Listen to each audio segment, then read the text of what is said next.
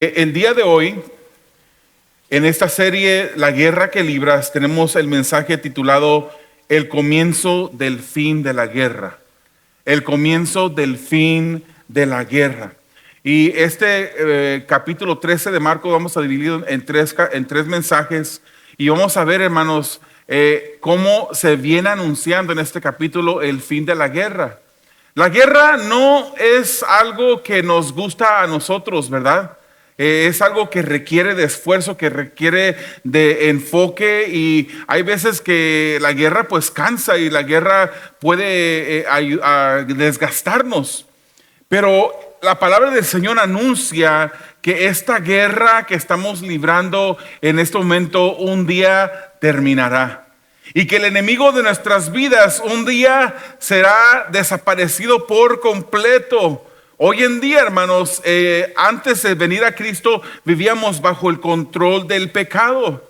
Hoy en día, hermanos, si somos hijos de Dios, ya no vivimos bajo el control del pecado. Ahora el Señor venció el pecado en la cruz del Calvario y ahora tenemos dominio. No vivimos practicando el pecado, porque aquel que no es hijo de Dios vive practicando el pecado. Esa es una diferencia entre los que somos cristianos, discípulos de Jesús, hijos de Dios, aquellos que no son hijos de Dios, que aún siguen practicando el pecado. Pero un día, hermanos, cuando estemos en el cielo, seremos libres completamente de la presencia del pecado. Hoy en día hemos sido salvos. Hoy en día ya no nos controla el pecado, pero batallamos todavía contra él. Batallamos contra el pecado. Un día el enemigo de nuestras vidas y también el pecado estarán ausentes completamente. Y vamos a empezar con este mensaje este domingo, analizando cómo el fin de la guerra se empieza a anunciar. Vamos a ir leyendo los versículos 1 al 13 conforme vayamos en el mensaje. Pero en este mensaje, hermanos, quisiera introducirlo de esta manera. ¿A cuántos de ustedes les gusta manejar? Conducir, agarrar un carro y de repente decirle a su familia: ¿sabes qué? Vamos a agarrar un viaje, vamos, no sé dónde lleguemos, sino vamos por el norte, por la carretera escénica en el Pacific Coast Highway, que estamos viendo el mar al lado izquierdo mientras que vamos viajando al norte. O a lo mejor decide irse rumbo al desierto, a Arizona, no sé. Pero hay personas que de repente agarran un carro y les gusta nada más irse de aventura y manejar hasta donde se termine la gasolina. Hay personas que les gusta manejar a larga distancia, pero para otras personas el manejar es una agonía, hermanos. No les gusta manejar. Son personas que se duermen fácilmente, que tienen que estar pendientes sabiendo. Y a veces yo no sé de qué categoría quepo yo, pero a veces me ha gustado manejar a largas distancias cuando hemos ido a diferentes países. A mí no me gusta que agarrar tours, que nada de eso. A mí me gusta rentar un carro, subirnos al carro y irnos a la ciudad, a los pueblos, a los mercados y probar esa comida típica. Hace poquito que fuimos a Costa Rica, eso es lo que hicimos. Nuestros hijos, no conociéndonos tanto, nos compraron un pasaje todo incluido en un lugar bien bonito de Costa Rica, mucho bosque por alrededor, pero era todo incluido y teníamos que quedarnos ahí en el hotel. Aunque el hotel tenía muchas actividades, diferentes albercas y diferentes restaurantes para ir a comer cuando quisiéramos, pero nosotros queríamos como salir a ver y probar aquello que es típico del país. Entonces un día, aunque estaba todo pagado, agarramos un carro, lo rentamos y nos fuimos de carretera. Y fuimos y conocimos cosas bonitas. Hay gente que le gusta hacer eso, pero hay personas que el conducir es como agonía para ellos. Ya sea que a usted le guste conducir a larga distancia o no, hay un elemento, hermanos, que es requerido por seguridad. Ya sea que usted maneje a larga distancia o no, incluso nada más vaya a la esquina, cuando conducimos debemos estar atentos, debemos de estar velando.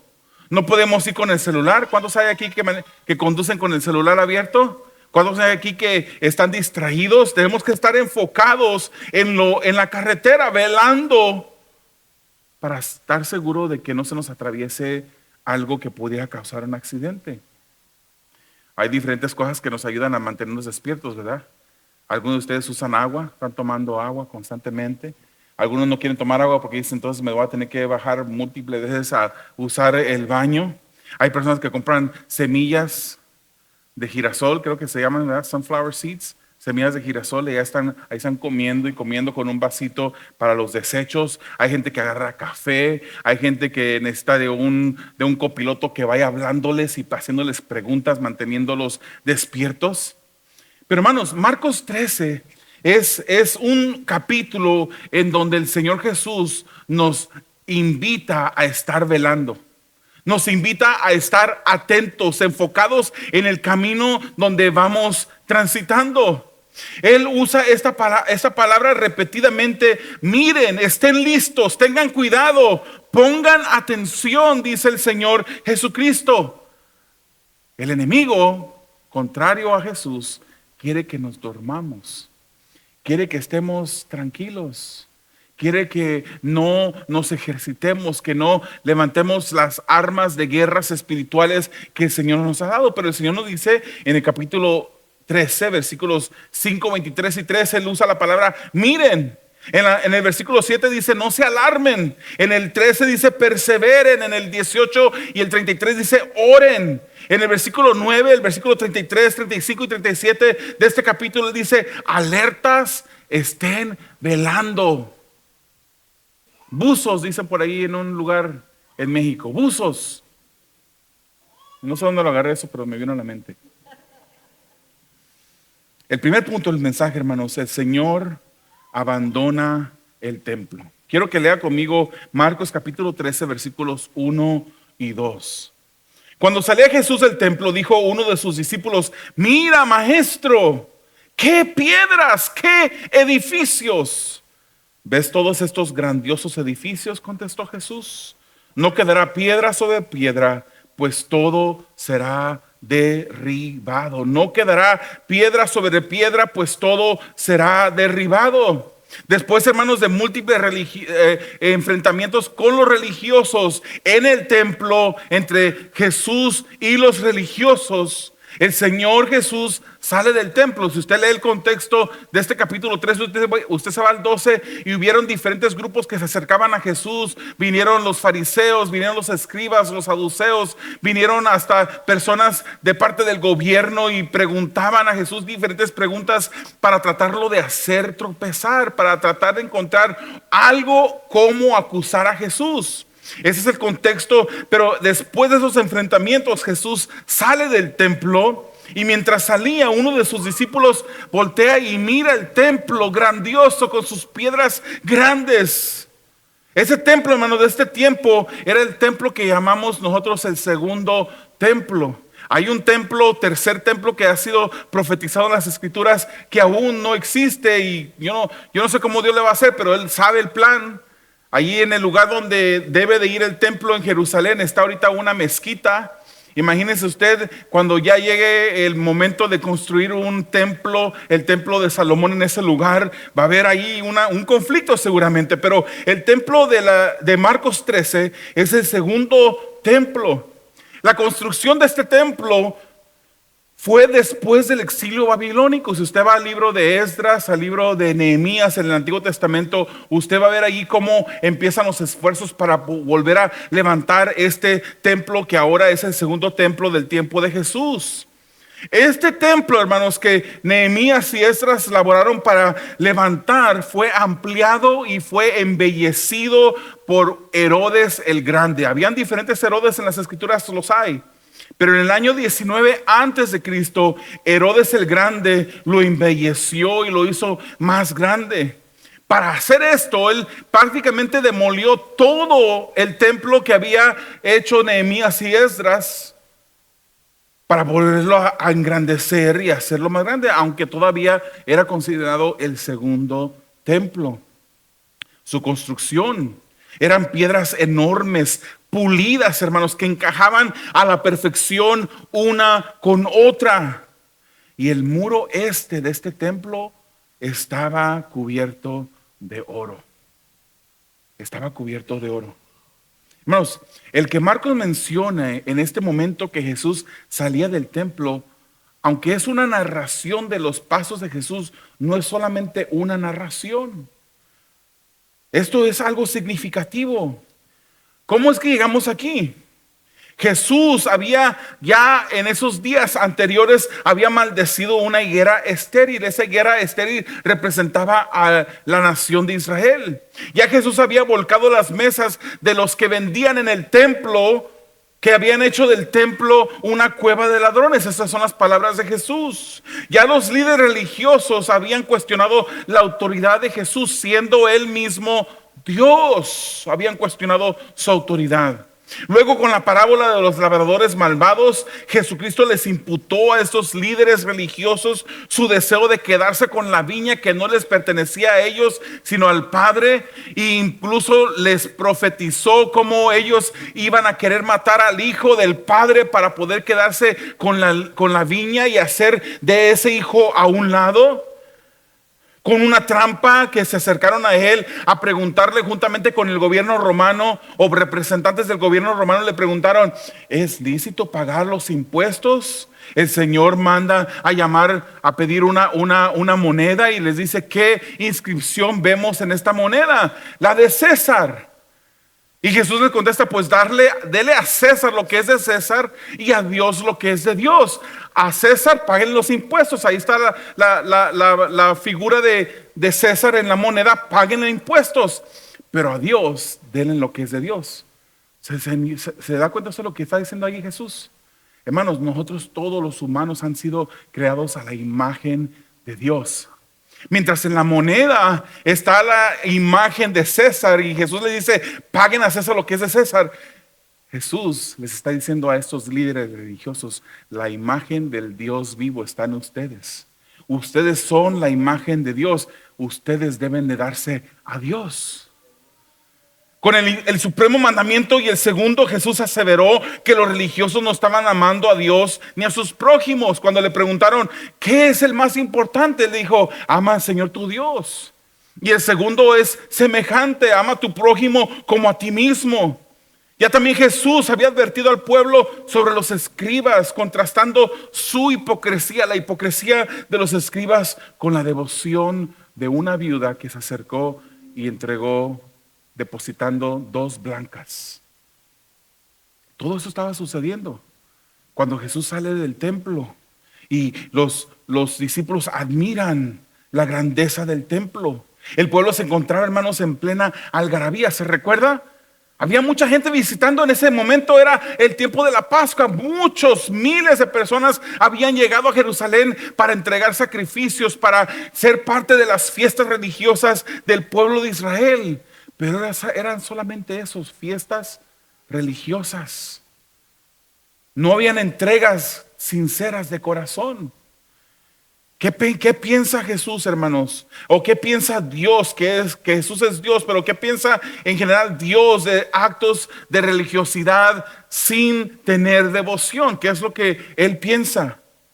Si vamos a Isaías capítulo 1, versículos 11 al 14, posiblemente usted en la pantalla, creo que me equivoqué y puse el versículo equivocado, pero puede abrir sus Biblias. Isaías capítulo 1, 11 al 14 dice: ¿de qué me sirven vuestros muchos sacrificios?, dice el Señor. Harto estoy de holocaustos de carneros y de la grasa de animales engordados. La sangre de toros, corderos y cabras no me complace. ¿Por qué venís a presentaros ante mí? ¿Quién os mandó traer animales para que pisotearan mis atrios?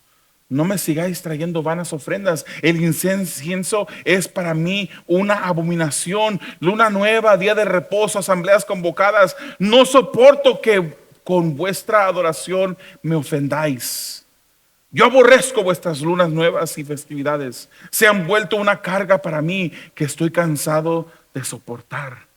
Eso es lo que el Señor Dios recibe y mira cuando un pueblo religioso se acerca a Él tratando de, con su religiosidad, agradarlo a Él. Tratan de agradarlo a Él, pero lo único que consiguen es ofender a Dios. Así se encontraba el pueblo.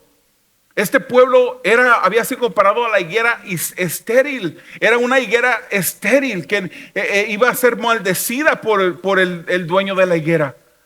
Porque estaban estériles. Ellos nada más venían sin devoción, con pura religiosidad al templo a ofrecer y a celebrar.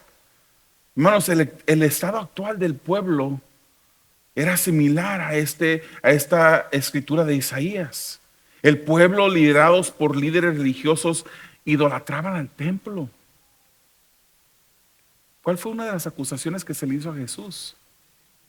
Estando delante del Sanedrín, cuando estaba siendo enjuiciado antes de ser llevado a la cruz del Calvario, las escrituras nos dicen que habían diferentes falsos testigos que ni siquiera se podían poner de acuerdo acusando a Jesús.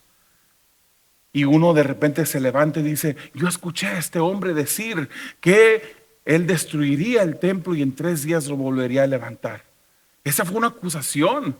Esa acusación, eso que dice esta persona que dijo Jesús, ofendió a los líderes religiosos. Porque miraban este templo de una manera religiosa, idolatraban al templo, pero habían olvidado al Dios del templo. Bueno, eso es un llamado para nosotros. La guerra espiritual no solamente es en contra del enemigo y sus secuaces. La guerra espiritual es una guerra que luchamos contra esta misma carne. Que no nos encontremos, hermanos, que venimos a la iglesia los domingos, todos los domingos, pero estamos apartados, estamos solamente siendo religiosos delante de Dios. Que venimos a este lugar después de haber hecho lo que querramos hacer allá afuera y levantamos manos, que a Dios, en lugar de adorarle a Él, en lugar de Él agradarse por esta alabanza y por esta adoración, Él más bien se ofende. Porque nos mira a nosotros solamente como haciendo actos de religiosidad, donde venimos, cantamos, nos sentamos, escuchamos el mensaje, damos ofrenda y hacemos todo por religión, sin que haya devoción en nuestros corazones.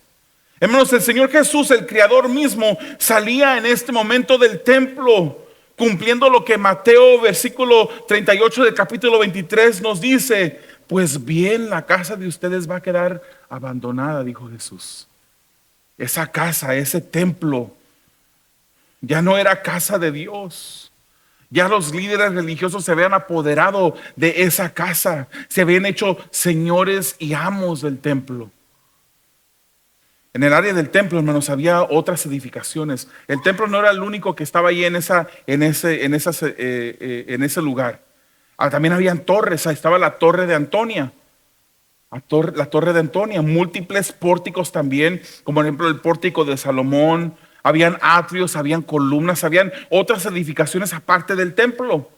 Y Jesús profetizó que no quedaría piedra sobre piedra que no sería derribada. Hermanos, esta es una profecía de una destrucción increíble. El día de hoy, si usted pone atención a las noticias de Israel y mira las noticias y mira imágenes de ese templo, ya no mira un templo, solamente mira una pared, que es lo único que queda de ese templo. Ese muro que se le llama el muro de lamentos. Ahí usted mira a los judíos que se acercan al muro. Muchos en esta moción escriben peticiones de oración en papelitos y los meten allí en medio de las piedras. Es lo único que queda del templo. En el año 70 después de Cristo, el emperador Tito Flavio Vespasiano y el ejército romano llegaron. Saquearon el templo, hermanos. Se robaron el oro, incendiaron las edificaciones, arrojaron los escombros al valle de Cedrón y no quedó más que el puro muro de los lamentos. Tal y cual lo había dicho Jesús. Cuando el Señor del templo salía del templo para ya no volver. Qué triste, hermanos. Qué triste que hoy en día se reúnen tantas agrupaciones, tantos lugares en donde piensan que se están reuniendo para exaltar a Dios, pero solamente se están reuniendo para actos de religiosidad. Actos que solamente te aplacan la conciencia. Es como una curita que le ponen a la conciencia. Y no hay una decisión de dedicarse a Dios, de vivir en devoción para Dios. El día de hoy, hermanos, el templo del Señor no está hecho de ladrillos, no está hecho de madera, no está hecho de piedras ni mezcla. Nosotros, los que somos salvos, somos el templo de Dios. El templo del Espíritu Santo está aquí. Muchas veces decimos, vamos a la iglesia, y no está mal, no es pecado decir vamos a la iglesia, ¿verdad? Pero esta edificación que está aquí es simplemente una edificación. Cuando estaba chiquito yo escuchaba que el pastor decía, hermanos, el Espíritu Santo llega aquí desde antes que usted haya llegado aquí para ir preparando el ambiente. El Espíritu Santo no está aquí. Este es un lugar vacío, hermano. Se pone frío cuando está apagada la calefacción. Se pone caliente cuando no hay aire acondicionado. Ningún espíritu llega aquí antes a tratar de acomodar el ambiente. Nosotros vivimos con el Espíritu de Dios y aquí no hay nadie de nosotros que somos hijos de Dios. El Espíritu Santo no se encuentra aquí. Somos el templo del Espíritu. Pero todo este relato de Marcos, hermanos, viene a ser una advertencia para nosotros. No nos refugiemos en religiosidad por ventaja propia. El que se refugia en religiosidad está perdiendo la guerra espiritual. Ha perdido el enfoque de lo que en realidad significa guerrear esta guerra espiritual. Hermanos, estamos rehusando reconocer la autoridad y el señorío de Dios en nuestras vidas solamente por cumplir un acto religioso. Estamos rehusando entregarnos a aquel cuya imagen llevamos en nosotros. Lamentablemente, a lo mejor tú no te debes de preocupar porque el Señor se vaya de tu vida. Es posible que nunca ha estado en ti. Es posible que estemos perdiendo la guerra, que estamos pensando que estamos luchando una guerra espiritual cuando no estamos dentro de la guerra. Y así es como el enemigo te quiere tener. ¿Tú crees que el enemigo quiere más soldados de Jesucristo que se levanten en guerra en contra de él? No. Él quiere mantener a las personas ciegas que no conocen a Dios.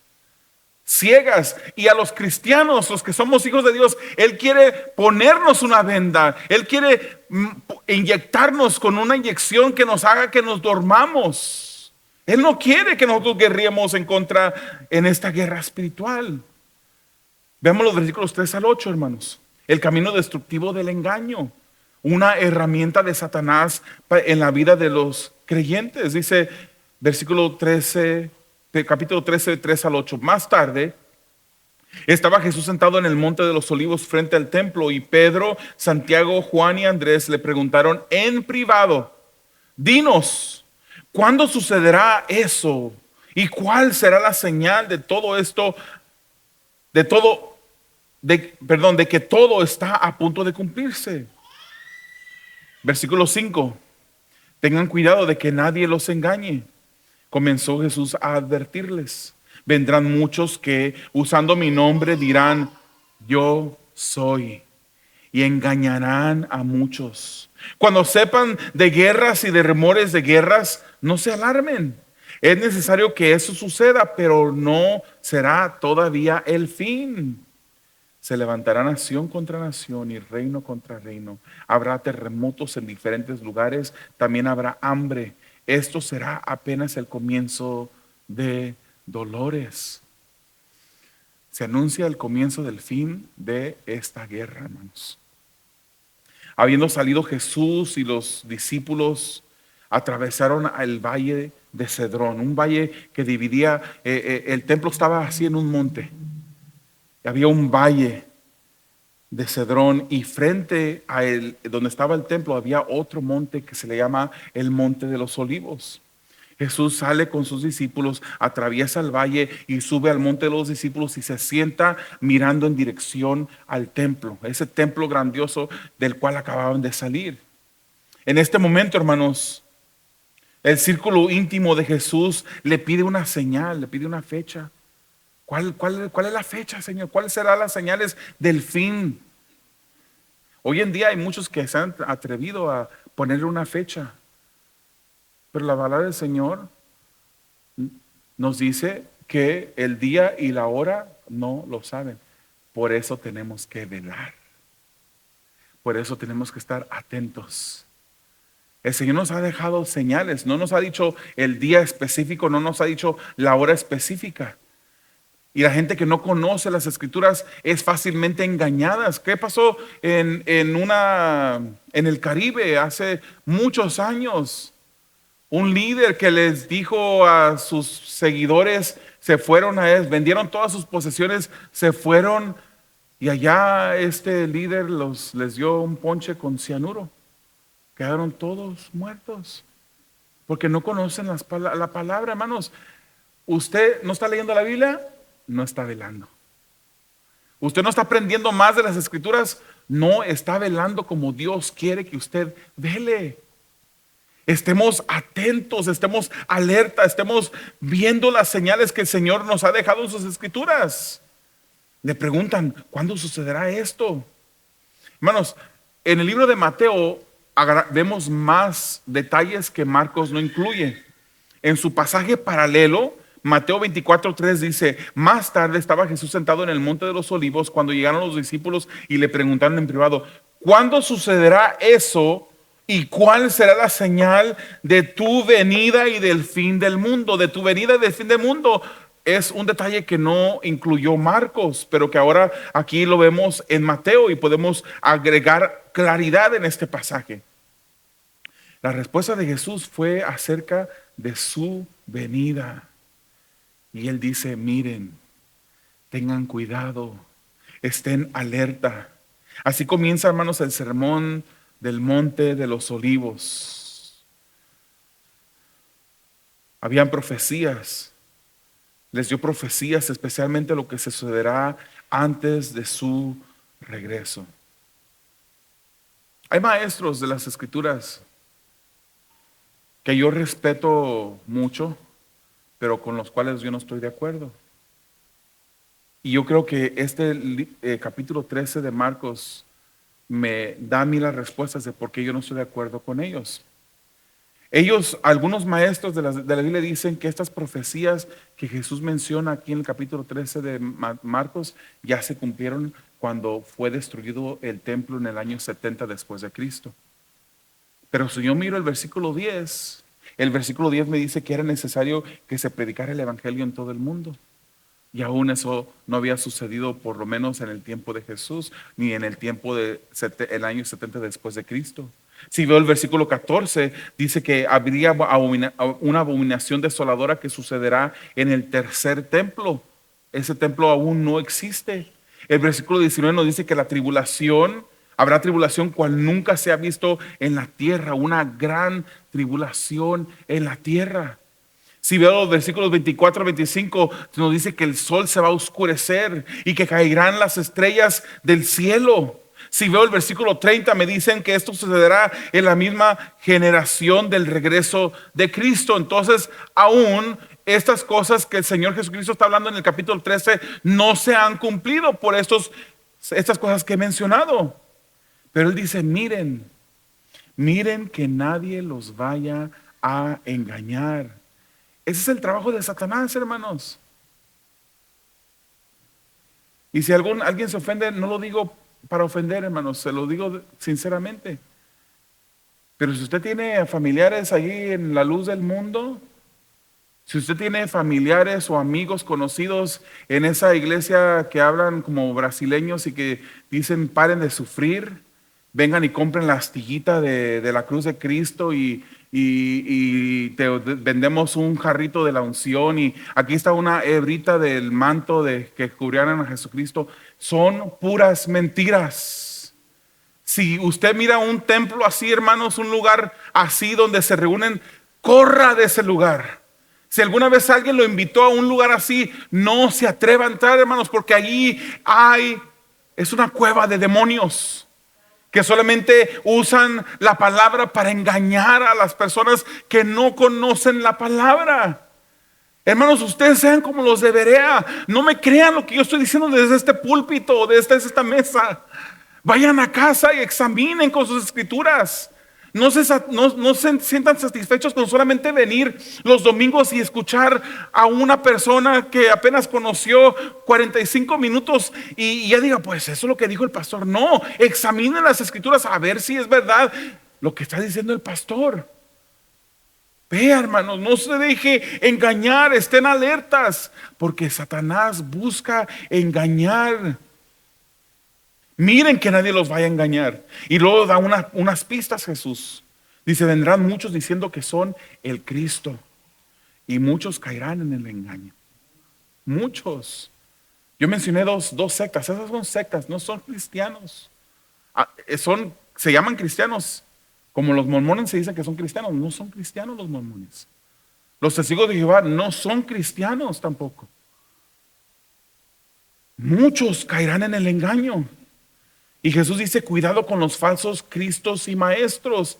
Fíjese lo que dice 2 de Pedro capítulo 2 versículo 1. En el pueblo hubo falsos profetas. También entre ustedes habrá falsos maestros que encubiertamente introducirán herejías destructivas al extremo de negar al mismo soberano Señor que los rescató. Esto les traerá una pronta destrucción. No porque se diga pastor, es un pastor. No porque se diga o se llame una iglesia, es un lugar donde en verdad se estudia la palabra y se predica la palabra y se predica en contra del pecado, hermanos. Jesús dice, oirán de guerras y rumores de guerras. Estas son cosas que irán incrementando en intensidad. Aún así, hermanos, la soberanía de Dios seguirá en control. No se asusten, hermanos. Se oirán guerras y rumores de guerras, veremos conflictos en todo el mundo, pero no se asusten porque el que está en control y que ha estado en control desde la eternidad pasada y nunca ha perdido el control, nunca ha perdido una guerra, seguirá en control hasta el fin, hermanos. Podemos confiar en Él. Él es el que nos cuida. Dice, no se alarmen, Jesús dice, no se alarmen. Es necesario que esto ocurra, pero aún no es el fin. Y da otras pistas. Se levantará nación contra nación. Se levantará reino contra reino. Habrán terremotos en muchos lugares. Habrán hambres. Pero eso solamente será el principio, dice Jesús. Ese principio de dolores que usa las escrituras es el término que se entendía en aquel tiempo por el fin de los tiempos. Esto solamente será el fin, el principio del fin de los tiempos. Algunos serán engañados por cristos falsos, doctrinas de error. Satanás detrás de estas estará luchando en contra de la salvación para esas personas que están perdidas, queriéndolos mantener en oscuridad. Hermanos, afiancemos nuestros pasos conociendo las escrituras. Conózcanlas, conozcan las escrituras, estudien la palabra. Hágales la Biblia ese libro que usted abre continuamente. En estos días, vi un video. Yo creo que hace ya como unas 2 semanas que vi un video donde una institución cristiana hace una comedia de cómo sería un cristiano que en lugar de estar viendo el celular, tuviese su Biblia abierta estudiándola. Y se mira la imagen, se acerca en la noche ya para acostarse, está ahí con la Biblia cepillándose los dientes.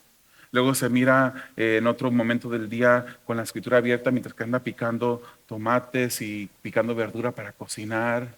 Luego se mira hasta un poquito gracioso, no es nada indecente, pero también en un lugar privado donde se hacen cosas así, sentado ahí con la Biblia abierta.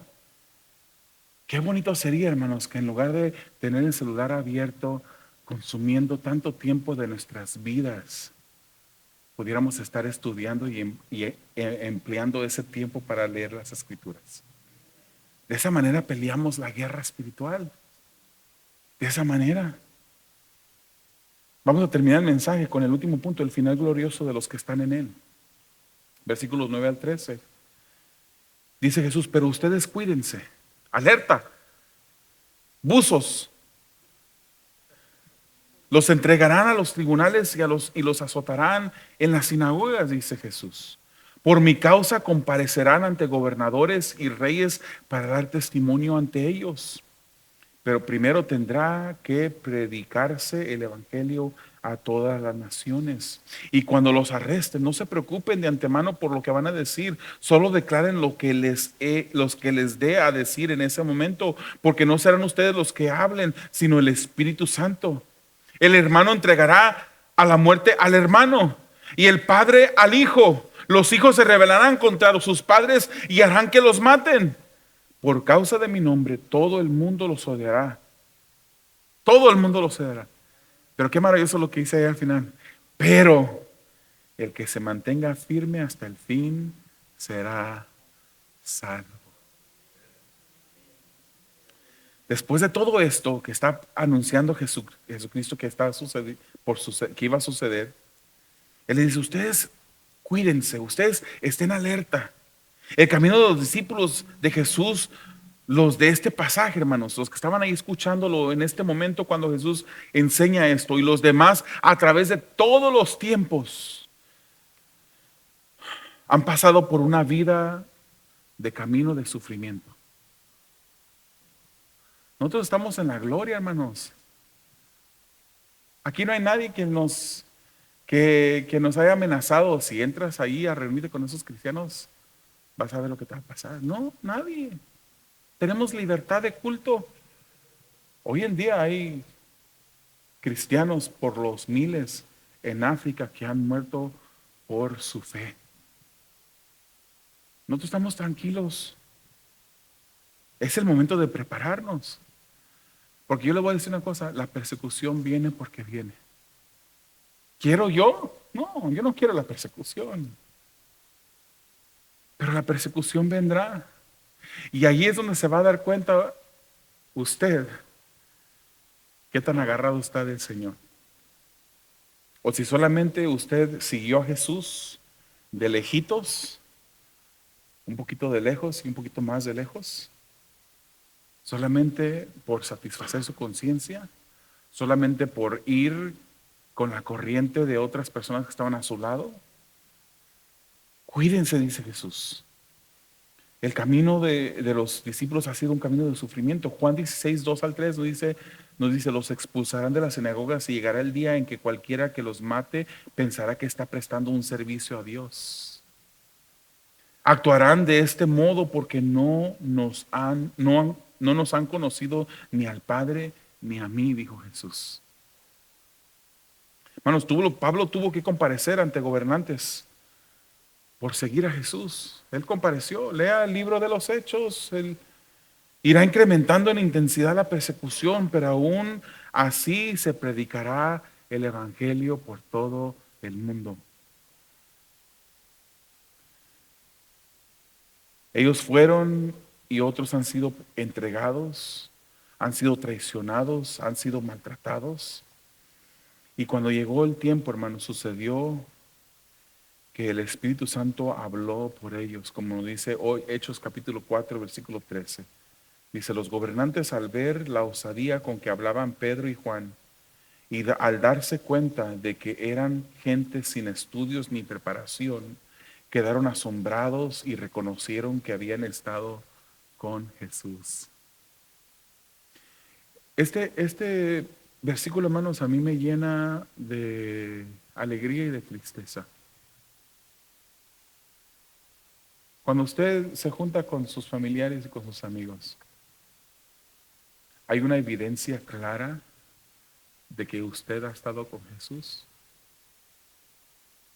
¿Hay una evidencia clara de que usted ha leído sus escrituras, de que ha pasado tiempo en oración con Él? ¿O con sus mismos hechos niega que usted ha hecho eso? Hermanos, Esteban fue usado por el Espíritu Santo para predicar antes de que él mismo sufrió el martirio por causa de Jesús. Por causa de Jesús, hasta los más cercanos nos persiguen y levantan mentiras en contra. Somos aborrecidos, como dice Juan 5:18. Si el mundo los aborrece, tengan presente que antes que a ustedes me aborreció a mí. Nos aborrecen, hermanos, porque aborrecen a Jesús. Por eso nos aborrecen. La guerra es real, hermanos, pero la recompensa también lo es.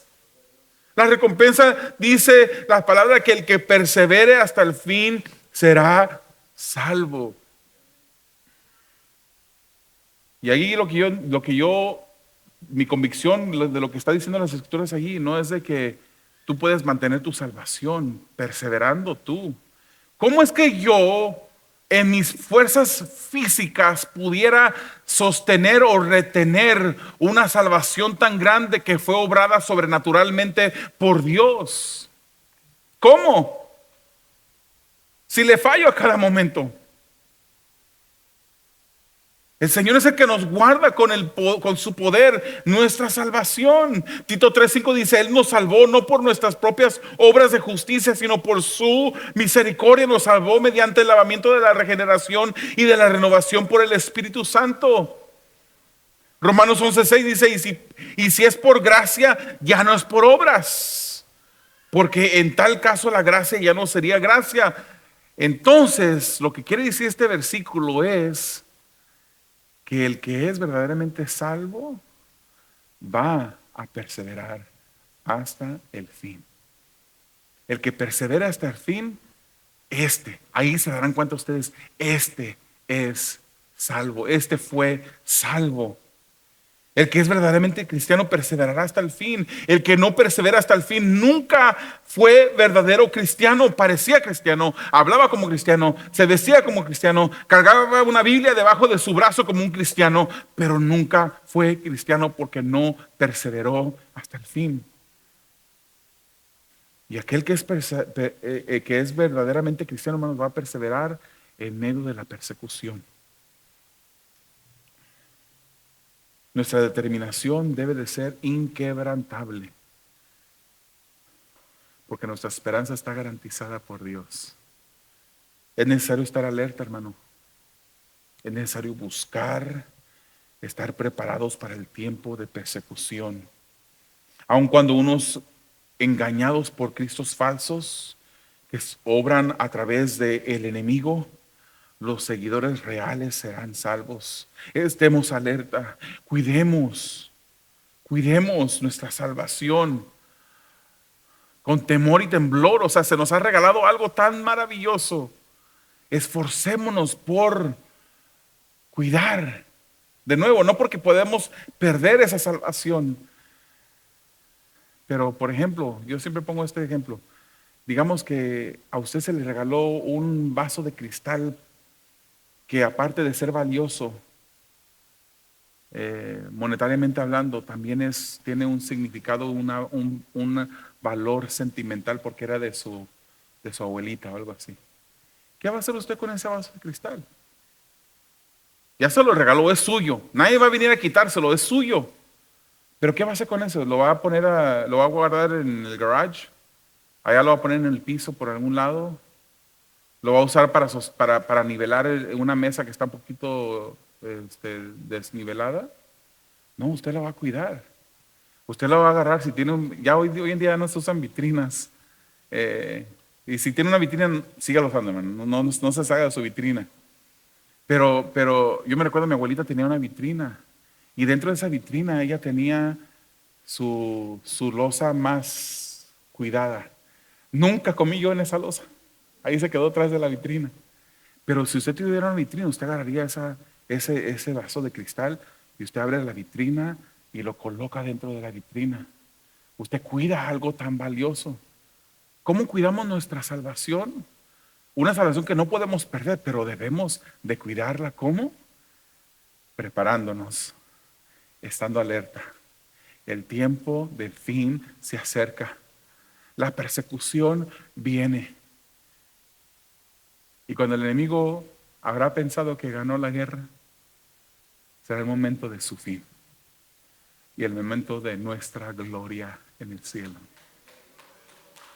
Gloria al Señor por eso. Oremos. Amado Dios, te damos gracias. Gracias por tu bondad, gracias por tu advertencia, por tu cuidado. Tú nos mandas, Señor, a que estemos alertas. Nos has dejado pistas en la palabra que nos dicen cuando el fin se acerca. Estamos, Señor, en esta guerra espiritual luchando en contra del enemigo, pero estamos tranquilos, Señor, que tú estás cuidando de nosotros.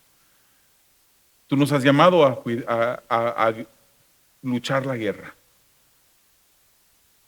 Y lo hacemos, Señor. Hacemos lo que tú nos mandas a hacer, pero siempre confiados que tú eres nuestro líder, el general que va adelante de nosotros. Y algo que nos llena de completa satisfacción, Señor, es que tú eres ese guerrero que nunca ha perdido ni perderá ninguna batalla. A ti la gloria, Señor, ayúdanos. Necesitamos de ti, del poder de tu Santo Espíritu, Señor. Lo pedimos en el nombre de Jesús. Amén.